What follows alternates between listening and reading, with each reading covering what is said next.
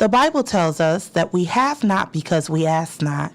So we ask today that our joy and your joy may be full. Support Worship Center Radio by going to www.worshipcenterradio.net and on the right side, click the Donate Now area.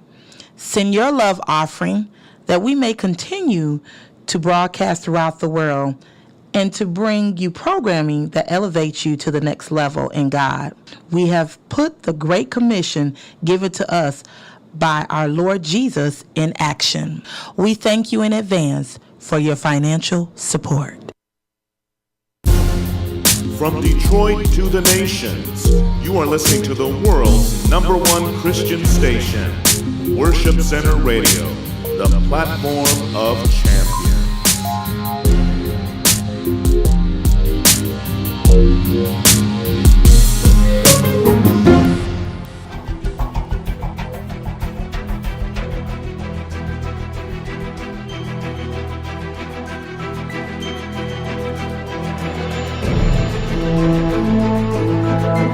The purpose of the Sound of Victory to bring the principles of the Word of God, the truth of the Word of God, to an applicable day-by-day practice in our lives. How we all can walk in victory. For the Word of God tells us that we are more than a conqueror. We are victorious because of Jesus. But we need to learn the practical principles, know how to apply the principles, and know how to walk in victory. Thus, the Sound of Victory is here to do that, and is to release and to teach day by day simple principles and practical application of the Word of God. How to walk in victory, how to make the sound of victory in your personal life and experiences, and watch heaven embrace what you're doing. Watch the favor and the blessing of God upon your life. As you listen to our broadcast, the Sound of Victory will afford you principles. You'll learn how to get there from where you are to where you're supposed to be. It is a pleasure and honor to spend the time with you in the Sound of Victory, because your life will become the echo of the Sound of Victory as we explore the Word of God together.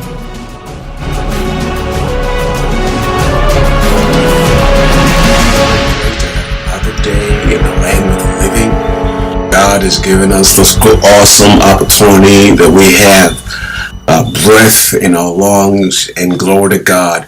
The name of the Lord is in our mouth, and Jesus Christ, the same yesterday, today, and forevermore. He is the same.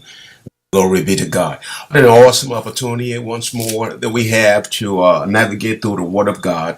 And today we'll be talking about what I tag exit performance, or when the enemy really leaves.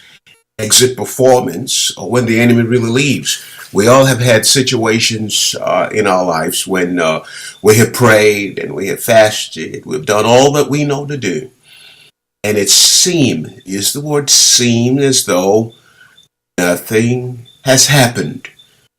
And many saints have said, well, I've done everything they said to do.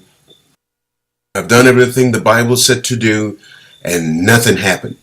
And the situation is still the same. Or somebody else said, it got worse. Well, today we'll take a look at the Word of God. As you know, that the Word of God is the sound of heaven, is the sound of God, is God encapsulated. As John tells us in John 1:14, that the Word became flesh, the Word became flesh. The Word of God became flesh and dwelt amongst us. We beheld the glory as the glory of the only begotten Son of God, full of grace and truth. That's John 1:14. So we know the Word of God becomes what God said and God promised that it would be. And so when we read the Word of God, we're pretty much activating the promise that's in the scripture we're standing on. Glory to God. And so we're reading today from the book of Mark, chapter 1, verse 21 to the 28th. And in this scripture and in this short 7-verse story lies the principle that we need to expand on this day. We'll start reading from Mark chapter 1, verse 21. And they went unto Capernaum, and straightway on the Sabbath day he entered into the synagogue and taught. 22. And they were astonished at his doctrine, for he taught them as one that had authority, and not as the scribes. Verse 23. And there was there in the synagogue a man with an unclean spirit, and he cried out, verse 24, saying, Let us alone. What have we to do with thee, thou Jesus of Nazareth? Art thou come to destroy us? I know thee who thou art, the Holy One of God. 25. And Jesus rebuked him, saying, Hold thy peace, and come out of him. Verse 26. And when the unclean spirit had torn him, and cried out with a loud voice, he came out of him. 27. And they were all amazed, inasmuch that they questioned among themselves, saying, What thing is this? What doctrine is this? For with authority he commanded even unclean spirits, and they obey him. And immediately his fame spread throughout all the region about Galilee. Reading other scriptures. Let's go back to the scripture and take a look at a very interesting part that relates to our experiences today, navigates through some of the experiences we've had. And that is when we have done what we know to do, and we expected what we were told to expect after doing what God said to do. And then comes something else. Remember, we're talking about exit performance. What the enemy does to try to fool the child of God. I pray that you get this, and this will encourage your heart. It'll let you know a lot. It'll solidify the fact that your prayer was heard, and you do not have to look at the way things look like outwardly, but rather knowing in the bottom of your heart that God had heard you. The Bible began telling in verse 21, Jesus came into Capernaum, and it was a Sabbath day, and he went into the synagogue and taught. He teaches so that faith would rise. And in teaching, faith comes. Faith comes by hearing, and hearing by the truth of the Word of God, not a regurgitated, recycled information. Faith does not come by a word that is dead. If that were true, then everybody in America would have had faith. But faith comes when the Word of God is alive, when the Spirit of God has his breath on the word that is spoken. I'm going to leave it alone. And 24, and they were astonished at this doctrine. So what he taught must have been distinct, different, very authoritative, that it shocked everyone that this man's teaching had some depth to it. For he taught them as one that had authority, and not as the scribes who had information. There is a great distinction between teaching with authority and teaching with information. Teaching with authority has nothing to do with volume. Teaching with authority has nothing to do with volume. Teaching with information may have to do with volume. Teaching with authority can come with volume of the individual's voice when it's already established that the authority is there. But just the noise or the volume in and by itself does not necessarily translate into authority. So we know that Jesus, as the Bible said, even at the tomb of Lazarus, Jesus raised his voice and said, Lazarus, come forth. Well, it wasn't the volume of his voice that had the authority. He had authority in the words that he spoke. So we got to be balanced in our use of authority, understanding of authority, and understanding of volume. Yes, we raise our voice at the enemy. You scream at the enemy, oh, you want it. You got my vote. But let's do that with authority, because the volume can fool everybody and make everyone think we have authority when we're really not operating in God-given authority. It's kind of like praying and in prayer meeting and praying the loudest and quoting all the Jehovahistic names of God and all the Elohistic names of God, and everybody are awed and just wow. He knows all the names of God. It's like a Rolodex. He just pumping at all the names of God. Well, that don't really mean that individual actually affected any change in the atmosphere. Yes, but they're exhibiting information. They're exhibiting knowledge. Knowledge potentially void of authority. And so when we, whatever we do, doing business in the spirit, there's got to be authority behind it. Not just doing it because, oh, the word of God said it, and we do it in a scary fashion. No. Verse 22, they were astonished at his doctrines, his teaching, the depth of his revelation. For he taught them as one that had authority. They said, this man is different. Not as the scribes. The scribes obviously knew the Old Testament from first page to the last page, but they had no authority. They had no authority. It's our responsibility to be mindful when we exhibit or exercise our faith, that we do that with the authority that Jesus gave to us. Because it's become so common to have a lot of knowledge and be void of authority. Have a lot of insight, but have no authority. Thus, when we exercise authority, we set ourselves apart from those that are just plumb religious, the scribes. They have a good head knowledge, but nothing working in the heart.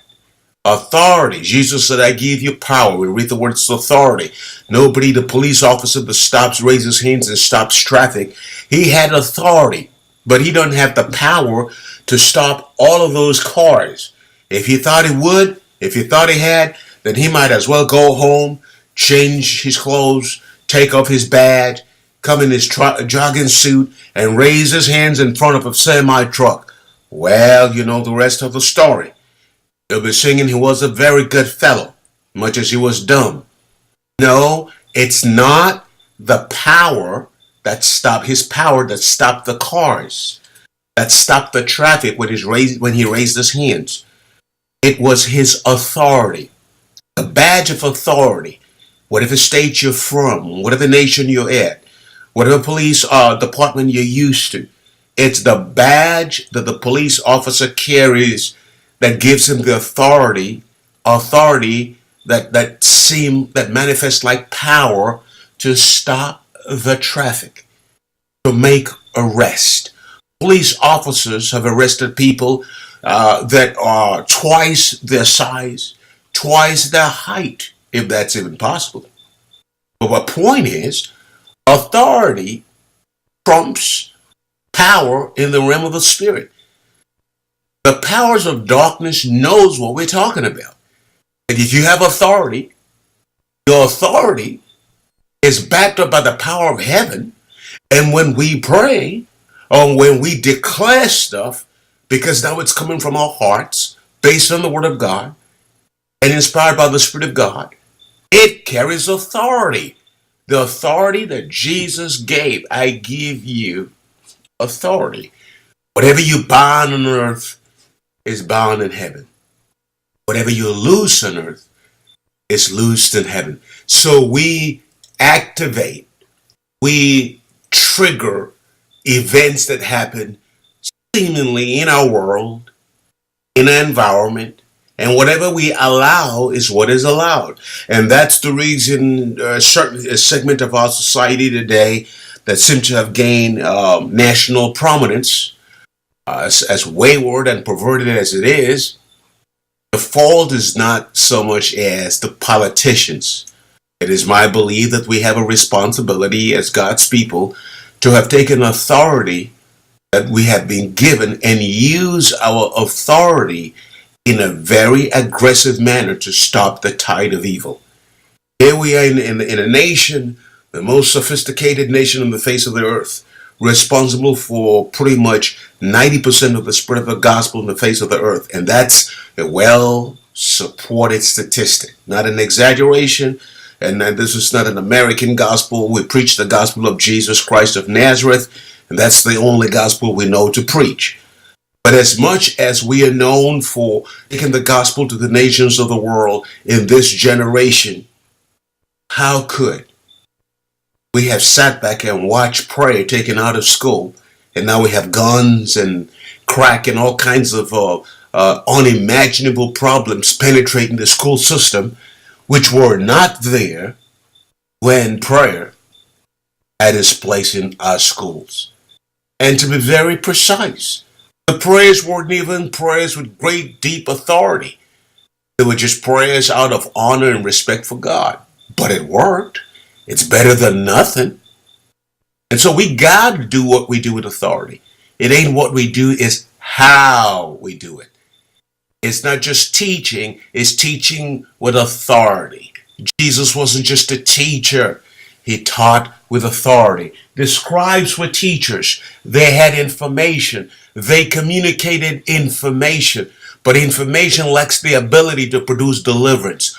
Authority, teaching that had authority, carries the power to produce authority, to produce the power to produce deliverance. Glory to God. Now let's take a look at verse 23. And there was in the synagogue a man with an unclean spirit. So it ain't nothing strange that demons go to, demons go to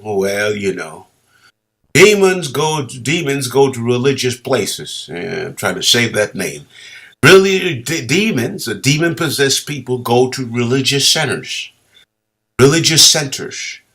It also helps us to understand that not everyone that comes through the doors of our church are Holy Spirit filled. There are those that will come to our places of fellowship that will have unclean spirits. They're either made uncomfortable or they're made comfortable by virtue of the teaching that lacks authority and revelation. Oh, to God help us.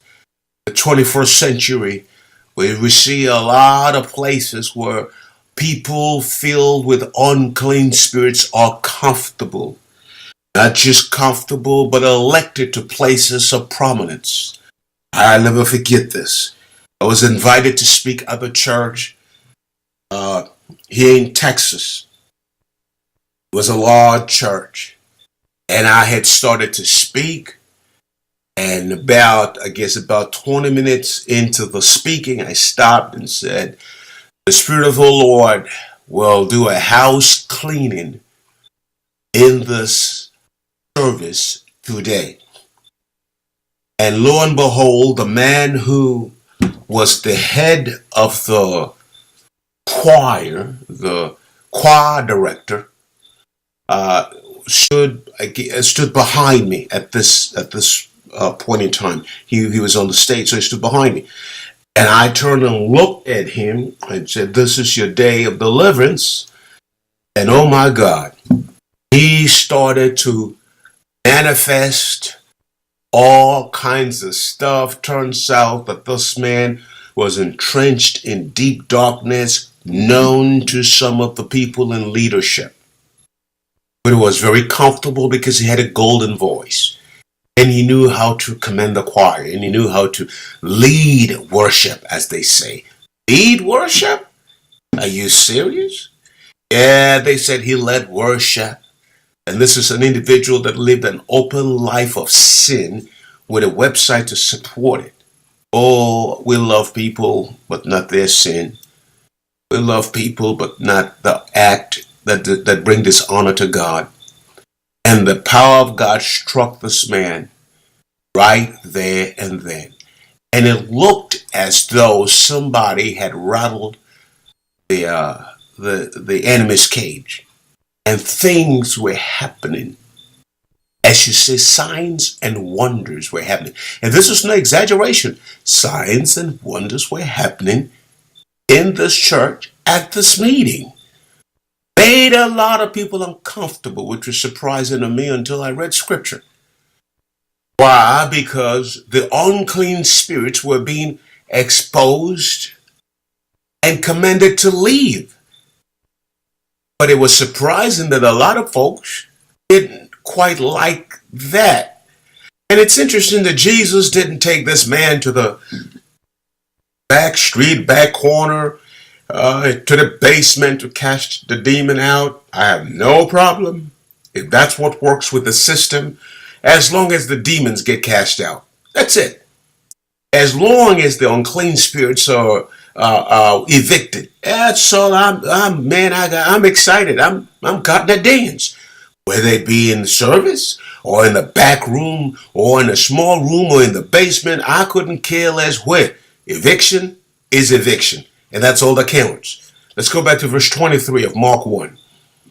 And there was in the synagogue, a man with an unclean spirit. It was there then. Guess what? It is still there today.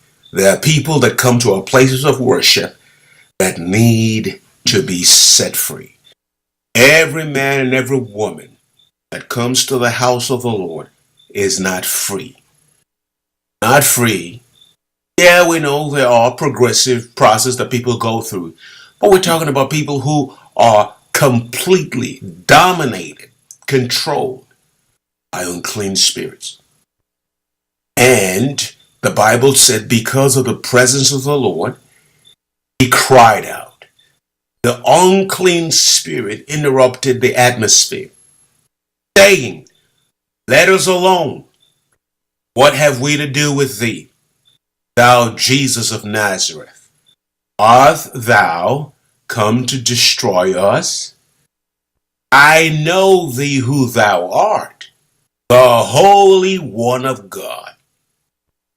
Isn't it amazing how much information demons have? Yeah, information. Isn't it amazing that this unclean spirit knew he was Jesus of Nazareth, knew he had the power to destroy them, knew that also knew wasn't their time to be destroyed, evicted, yes, destroyed, no, knew that Jesus is the Holy One of God. If demons knew these three distinct information about Jesus, here's the question I ask the 21st century Christian. What does the demon, or what do demons know about you today? What do demons know about you and your life? Knowing that nothing is hidden. Demons are spirits, and they can smell sin and uncleanliness, unrighteousness.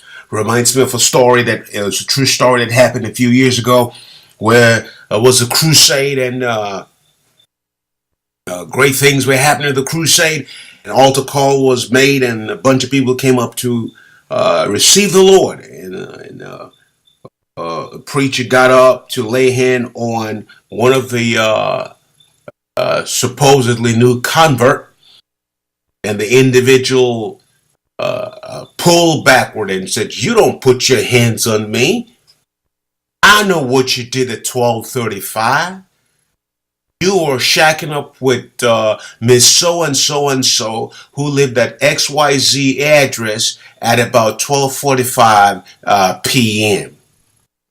Publicly, the man was humiliated because he was committing sin at 12:45 with another man's daughter, and nobody was there. He thought he got away with it and still thought he had authority, And as he tried to exercise the authority, the demonic spirit switched to the realm of information and began to tell him what he knew about him. There wasn't no revelation by the Spirit of God. That was a natural information. And demons have access to that. Thus, when people say, oh, that individual called my name. Well, how old are you? 45. Well, don't you know your name? There's certain things that people excessively interpret as a sign from God. Not all things are signs from God. We serve a God who's a God of specificity. He can be, and he wants to, and he is specific. He is not vague, he is not confused. He knows what he's talking about at all times. Now let's look at what Jesus did, his response. And Jesus rebuked him. Were we given authority to rebuke? Yes, indeed. That's the reason the Bible said what Jesus started to do in the gospel, which is continued up until today. What he started to do, he's still doing through you and I today. Let's look at verse 25. And Jesus rebuked him. Do you and I have authority to rebuke demon spirits today? Yes, we do. And Jesus rebuked him, saying, hold thy peace and come out of him. And dear child of God, this is what I want you to take a closer look at. In verse 26, remember we're talking about exit performance, where the enemy fools the believer, or at least tries to fool the believer to believe in what they see rather than what's already happened in the realm of the spirit. And in verse 26, and when the unclean spirit had torn him and cried with a loud voice, he came out of him. I want you to take a closer look, but read this one more time. And when the unclean spirit had torn him, he cried with a loud voice and came out of him. The demon came out of him. So back up. Looking at verse 26. Verse 26 is a good picture of what we all have to deal with at one point in time in our walk with God and in spiritual warfare. When the unclean spirit had torn him, in other words, his condition got worse before it got better. Are you listening?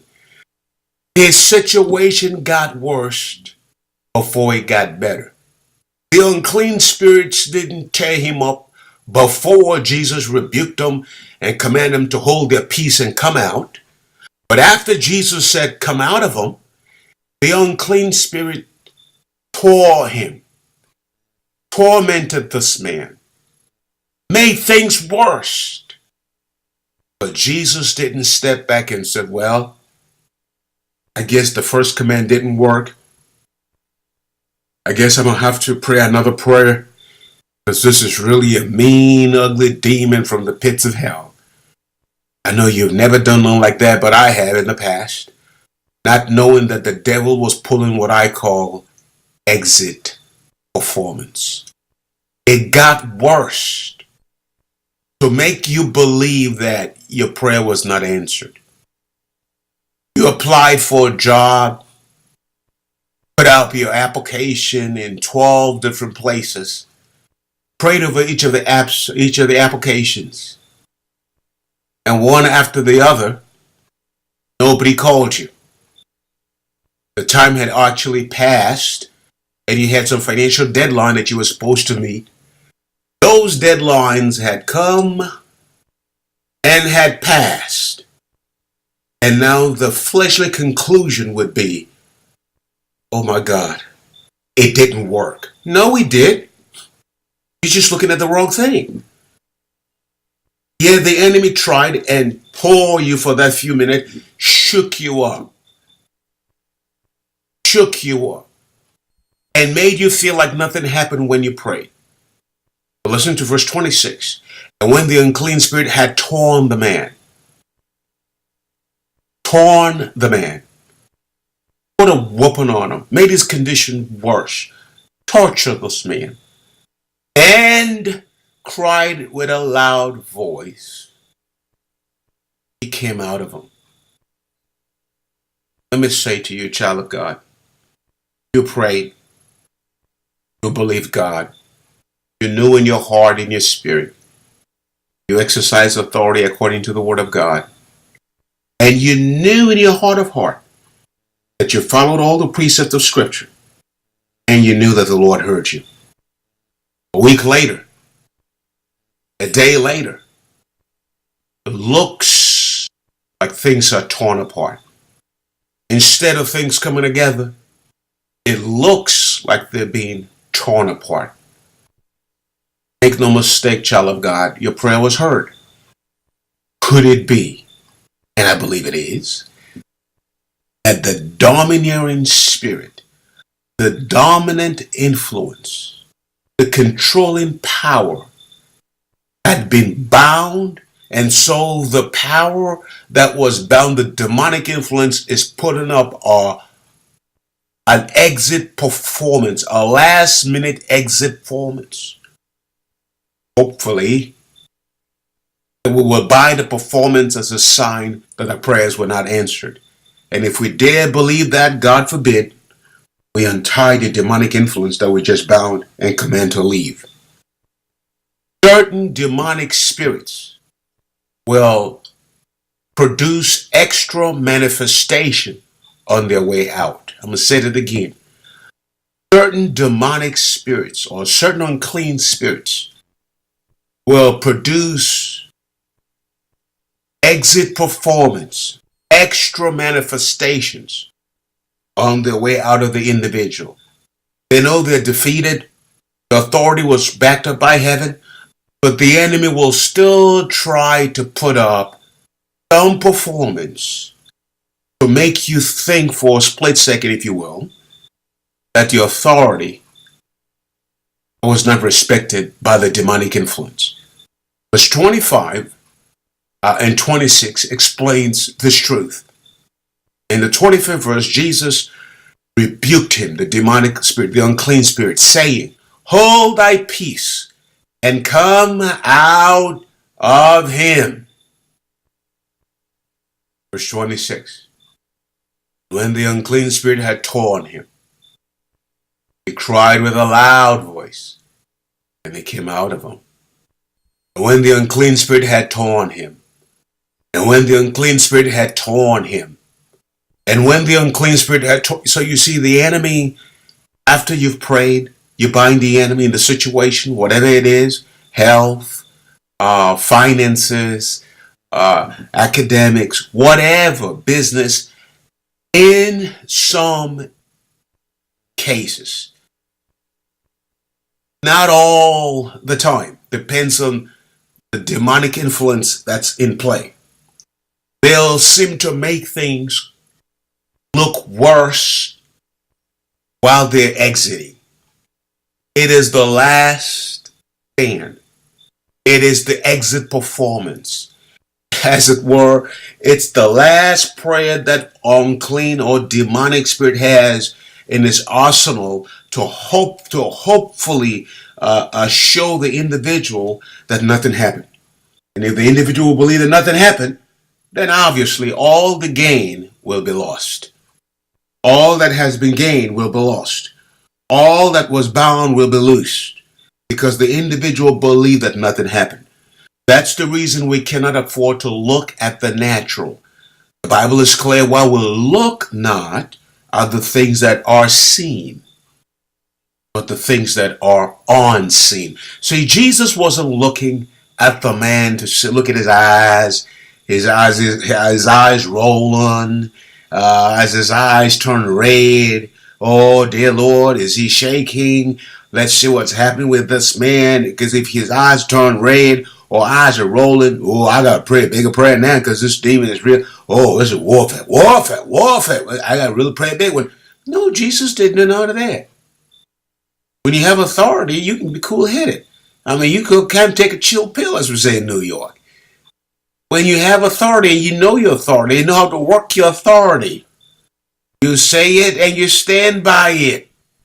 Glory be to God. Not say it and start looking. Did something happen? Do you feel any better? No. I don't care if you don't feel no better, nothing. I spoke it. I believe it. You better shape up and become what I said and what I believe in Jesus' name. Now that's how we pray, and that's how we exercise authority. I remember I had a crusade in Bulgaria, and at the end of the crusade, we had a large number of people, just miracles. That God did just miracles and some signs and wonders. And the wonders, of course, classic, anything that make you wonder. And I sure had a lot of wonders, stuff to wonder about. Couldn't explain the miracles that were just absolutely outstanding. And at the end of the crusade, on my way out with the pastors, an individual ran up and they told me he was an elder. And he said he spoke in the dialect, the language, and it was interpreted. And they said he was either somewhere working, doing something for the church while the crusade was going on, something like that. And so he wasn't there for the prayer, but he has one deaf ear. Well, I was tired, physically exhausted. I had been staying in for so many hours. I was just fixing to get to my hotel and just rest. But it's not by might, not by power, but by my spirit, saith the Lord. We lean on the Spirit of God, not on our flesh. Miracles happen, signs and wonders and miracles happen, not because of the size of our muscles, but because of the one who dwells within us. It is the manifestation of the Spirit of God. So I turned at the man, looked at him, and told the interpreter to tell him to stick a finger in one of the ears, the ear that hears, and I will talk to the deaf ear. Well, I could tell looking at his face, he was expecting that I was going to run a revival on that ear. Well, unless the Lord leads you to do that, or pray a 30 minutes prayer, you might actually be missing God for a good 30 minutes. Somehow people believe longevity in prayer is the proof of power. Not always the case. There is a time, a private time, when we spend quality time in prayer, hours and hours before God. There is a time in church, at the prayer meeting, where we spend hours and hours as a group of believers in prayer. That's all great and wonderful. But not once do you ever find Jesus of Nazareth spending 45 minutes in the public praying to somebody who had a need. Not once. Not once. And so I looked at this man. I said, in the name of Jesus, you deaf spirit, I command you to loose your hold. I command you to leave right now in Jesus' name, and started walking. I wasn't going to stand there and say, well, let's see what it did. And ask the very wrong question. Did anything happen? Did you see, did God do anything for you? Well, he did it before he was born. God's not going to heal anybody. God's already healed everybody. We just got to take it forcefully. And as we walked away, he ran screaming, I can hear. I can hear. Screaming it so loud, I can hear, I can hear. He held onto that ear that was once deaf, that's now open. I remember here in San Antonio, Texas, praying over a woman and her child, and the baby had some health condition was quite obvious, quite visible. Don't know the name of it. It was quite visible infirmity. And told the woman, when you walk through the threshold of your house, the manifestation will be completed. It is done in Jesus' name. Well, she looked at me, and I looked at her, we looked at each other. I just smiled and walked away. For the child, nothing changed. Nothing changed in the natural. I said in the natural. Nothing changed in the natural. But in the spirit, it was done.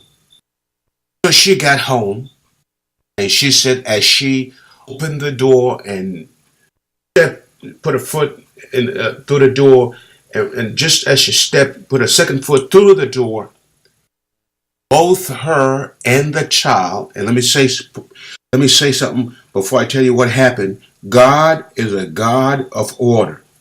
There's no disorder, confusion, and accidental events in God. Everything is well orchestrated and synchronized. As she crossed the threshold of her house, the power of God struck this woman who was carrying the baby. Both mother and baby, as it were, an angel must have been there to just navigate both mother and baby through the floor, and none of them, listen to me, none was hurt. Mother wobbled to the ground safely with the baby in her hand as she told the story. When she got up, the baby was 100% restored. Glory be to God. I wasn't there, but I exercised my authority. I know the demon left when I spoke. I know he had to be so, because authority does not depend on sight. Authority can be diminished when you depend on sight. And when you depend on sight alone, the enemy will put up an exit performance. So whether it be prayer for a job, a family member, have you ever noticed this seems to work a lot with family members? Have you ever noticed when people pray for their family members? I mean, really pray for their family members. It appears, and again we go, it appears as though the prayer was not answered, taking a longer time, and to put the icing on the cake, they got worse. They're doing goofier stuff than they've ever done before. Don't you let that fool you. It's exit performance. The enemy is just trying to tear them up on their way out, but they knew it. You said, get out, or I break your power over so and so's life in the name of Jesus of Nazareth. That demon knew it was over. Never mind how long it took. A day, hour, a month. That ain't none of your business. All you got to do is keep giving God glory. Thank you, Father, for Ralph. Oh, Ralph is restored to faith. Ralph, I bless you with the love of God. I speak the love of God over your life. And Ralph is smoking marijuana. He's doing crack. He's doing meth. I mean, his condition got worse. Exit performance. Don't fall for it. It's a trap. The enemy is trying to make you believe that nothing happened. That's why he's a liar. He puts up show to make you think that nothing happened. But in reality, what you had asked of heaven had happened. But the enemy is trying to convince you that nothing happened. And so there goes Ralph, doing the dumbest stuff, the worst things he's never even done before, all in an attempt to convince you that Ralph was not set free, was not delivered, and so you need to pray another prayer. No. The Bible said that Abraham staggered not at his faith, but giving glory to God. Now listen to this. Abraham was giving glory to God without any evidence. Sarah wasn't pregnant. Sarah wasn't getting younger. He wasn't getting younger. There was none of the natural that gave reason for Abraham to start giving God glory and giving God praise. Nothing. That is to show that when we cannot praise God for what we've believed God for, that we've prayed for, it's because we don't believe in the prayer. If we really believe in the prayer that we've prayed, and we took authority over the unclean spirit and told it to get out, then we go to God and thank God because it got out. Did it get out? Oh, is it still there? No. I don't care if they're spitting green stuff. I don't care if blue stuff or rainbow color stuff's coming off of their mouth. So what? I told you to get out in the name of Jesus. And that's it. I have authority. And you must obey my authority because my authority is backed by the most powerful government in the universe. The government that made all things. So whether you like it or not, you gotta go. So whether the individual is throwing up, green stuff coming off of their mouth, and you're leaving. You're leaving. Don't ever allow the enemy to fool you to believe nothing happened. Because guess what? Weeks later, months later, it varies. Nobody knows the timing, especially when it comes to salvation. But I guarantee you that individual will be saved. Ralph comes to know the Lord. And Ralph became what you prayed, what you saw. Ralph is turned on fire for God. Ralph is now the man of God. Ralph is all over the world preaching the gospel of Jesus and seeing signs and wonders and miracles happen. Former drug addict, hopeless, homeless.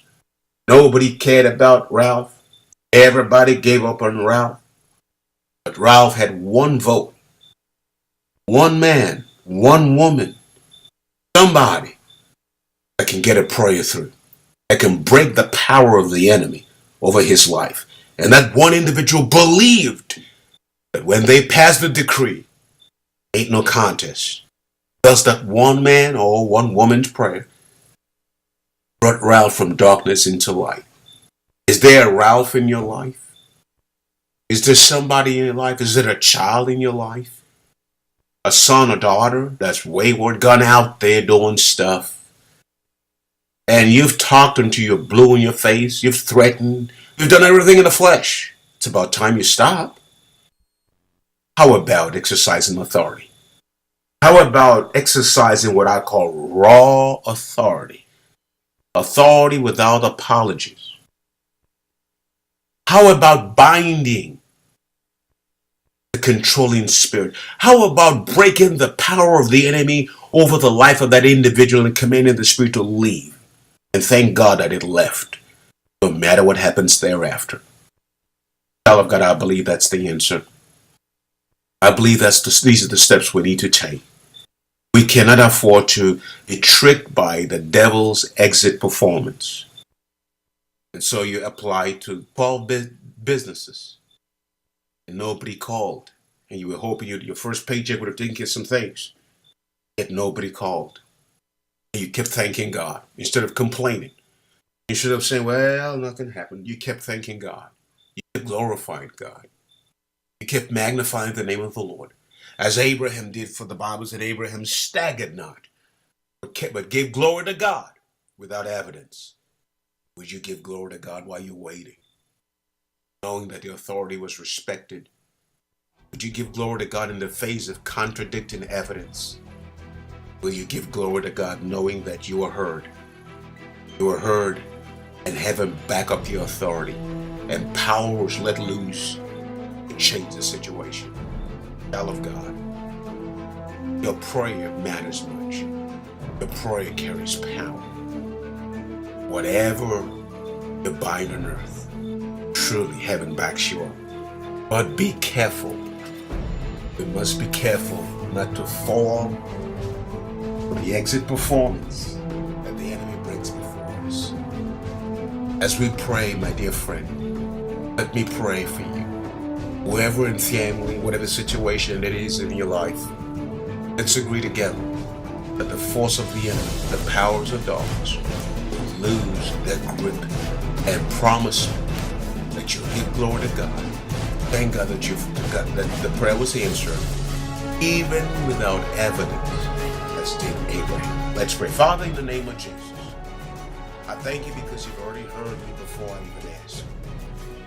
I ask for everyone, every man, every woman, every boy, and every girl to stand from today and take authority over the forces of evil that are responsible for different discomfort and disease in their lives. I set myself in agreement with them. We agree together that as we bind these forces, unclean spirits, they are bound and they exit in the name of Jesus. And we promise not to look at exit performance, but rather to keep giving you glory and thanking you without any evidence. With or without evidence, we'll give you thanks because we know you heard. We'll believe it's answered. And so, Father, we thank you right now. We give you all the praise, all the glory, all the honor. In Jesus' holy name we pray. Amen and amen. Glory to God. Well, child of God, it is always a pleasure to have this time with you. I'm going to ask you to do me one great favor. Go to Worship Network Center website and donate. If this broadcast has been a blessing to you, as many others, go to the website and sow a seed in the good ground. Believe me, this is good ground. Give toward that which blesses you. No convictions, no pressure, no manipulations, none of that. Be a cheerful giver. And I pray that the Lord give you seed so you can give to Worship Center. In Jesus' name, harvest will come speedily, according to the word of God, not according to man, but according to the word of God. In Jesus' name, amen and amen. Thank you, child of God, for obeying, and thank you for partnering with this great radio station. The Lord bless you until we meet again in Jesus' name.